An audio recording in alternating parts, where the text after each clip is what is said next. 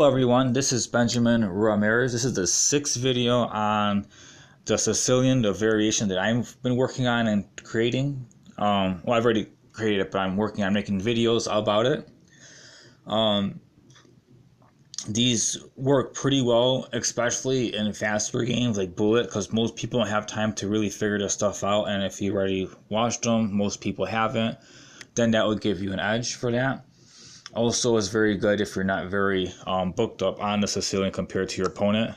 Let's say you both are booked up and he has, for example, knows more than you and does better.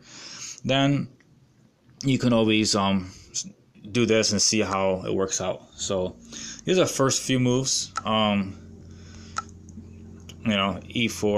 C5, B4, C takes B5, knight to F3, knight to C6, D4. These are basically the main moves for all of these. And after D4, I am currently doing E6. I already did a few videos on E6. This is the last one. The bottom two that I have for this variation, I actually can do at the same time together. So I'll just, because they're basically almost the same thing, so I can actually do them together. Now in this situation after E6, I like A6. This is the way I enjoy playing it. After A6, after A3, I already went over B takes A3, D5, queen to C7, knight to F6. Now I'm going to be going over D6. Some people like to play more, subtle moves. If they're not sure about an opening, they like to play more closed in. So this is also very possible. I haven't seen much of it, but it is very possible. The issue with D6 is that after you capture here, he can't capture back with his bishop, which is basically most of the lines that I went through with other ones, with queen to C7, knight to F6, and so forth. I went over bishop captures a pawn. Well, in this situation, that's not possible, obviously, because of D6. So he's gonna capture unless he sees something crazy that he thinks he can do. Almost everything that I looked at was not okay. So I'm gonna go over capturing because that will be the most likely response you will see. And bishop to A3. This is the reason why I like to wait. In the normal wing gambit, they play A3 almost immediately. Basically E4, C5, B4, C takes B4, and then A3, and they basically put the bishop out there immediately. I like to wait because I like to know if I really want my bishop there or not, or bishop on B2 or somewhere else. So in this situation, I like it here. Now, there's two different things black can do from here. One of them is D5. D5 would obviously protect a knight, and this actually can be bad. It's not actually a bad move to do this, but he basically has only two options here. Anything else is basically losing the game. After here, he can move back if he wanted. The issue with him moving back is basically he loses his castle rights. So he can do it. It's not entirely a bad move, but he's basically losing his castle rights. So that's, you might see that because he's in check, but he might actually not do that. After knight to C6, D5,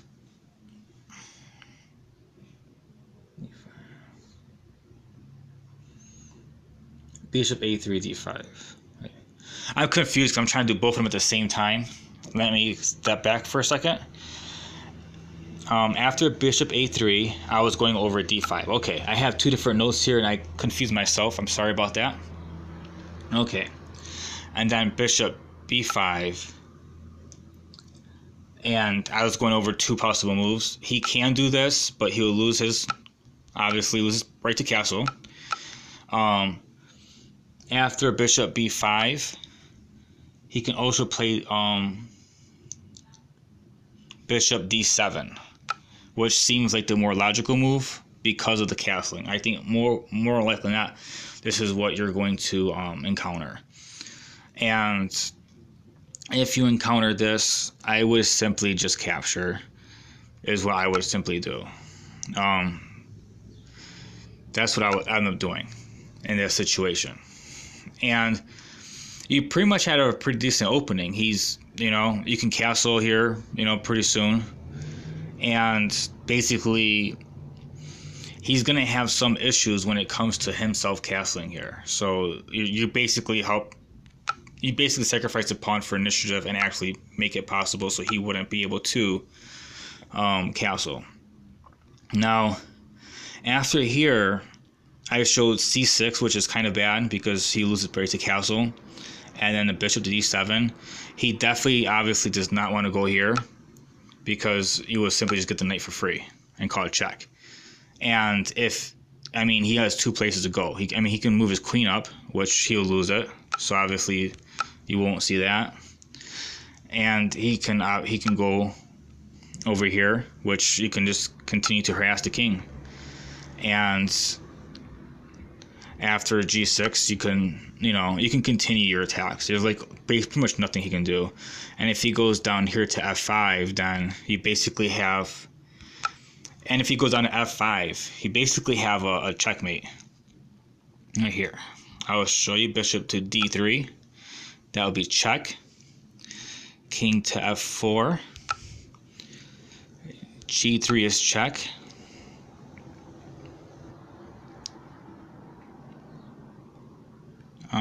Make sure it's right. g3 is check.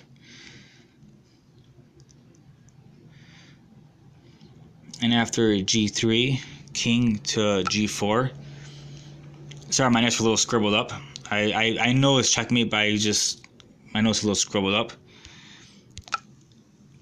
And this is check right here. And after g5,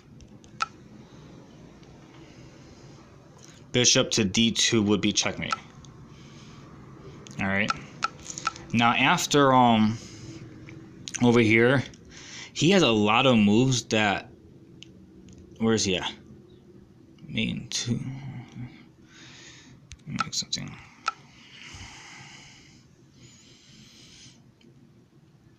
There's a lot of places he can go. All right. From here is f4 or g4. Where is it at? f4 or g4.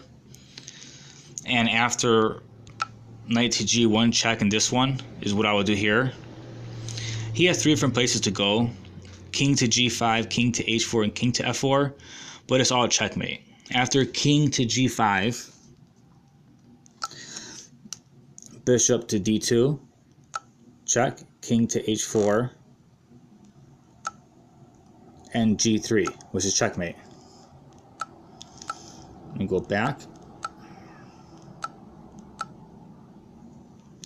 After g4 and knight to g1, king to h4, g3, g5. That's the one I just went over. After g5, that's check.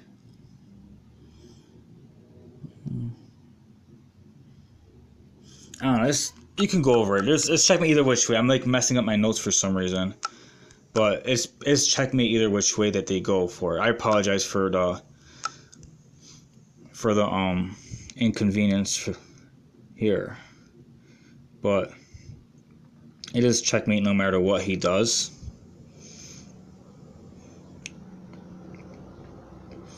But you're not going to probably run into that because no one's going to move their king in that situation, I don't think.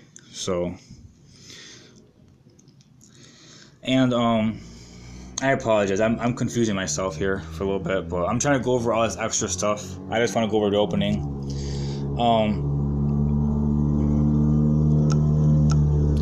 And after a bishop to a3, the two things that were possible is d5 or knight to c6. Now, after a3, if he goes knight to c6 first instead of after, it's actually a lot safer for him. You obviously seen the threats if he, play d5 first.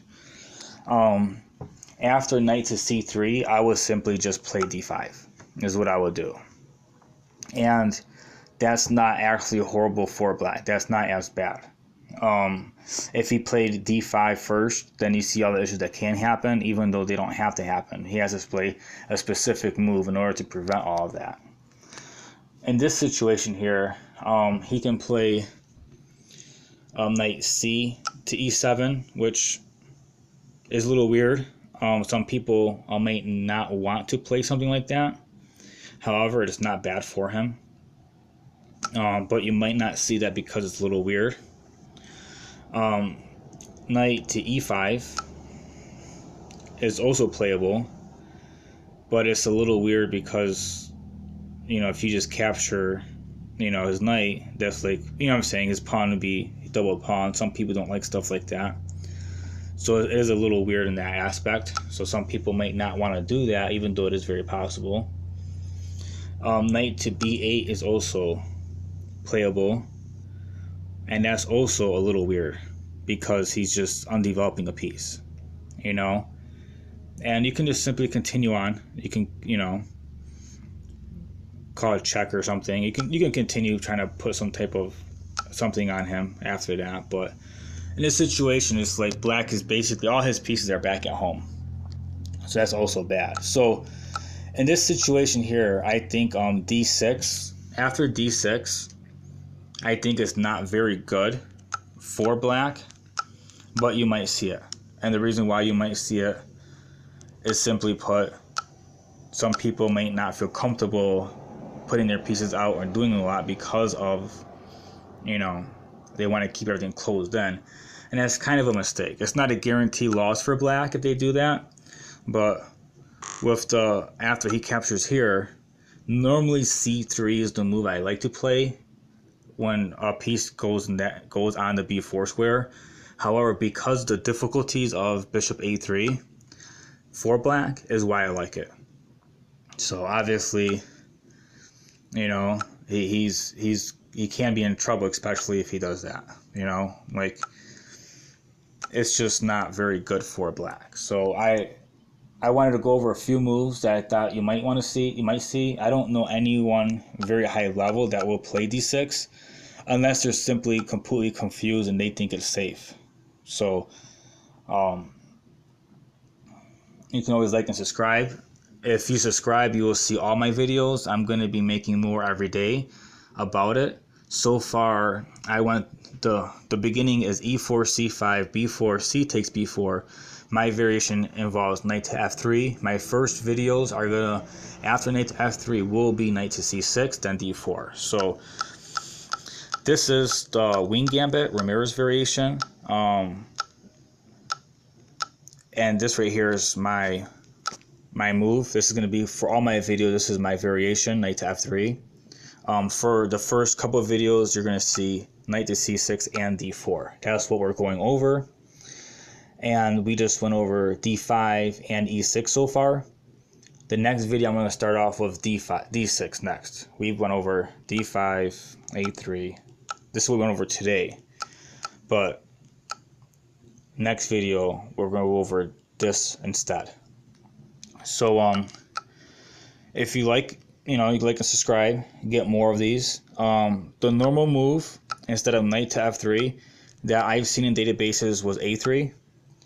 And then if they capture, he would capture back. And I don't like this. I don't like this at all. So I decided to look into it, and I found that no one really plays knight to f3. I haven't really found any master games on it. Someone said someone has played, and I tried to talk to them to figure it out, and I think they were BSing me online because I haven't found any of it. So that's why I'm making these videos, and I'm making the opening, because since no one is playing it, it has given me a great edge against the Sicilian players. I've won most of my games doing this. So I wrote everything down. I have games saved. So now I'm trying to share the openings with you And after the opening videos, I will start sharing. After the first videos of this segment, I will start to share games. So I hope you enjoy. Like and subscribe, and after all the videos on this opening, I will share my games that I've won with this opening. All right.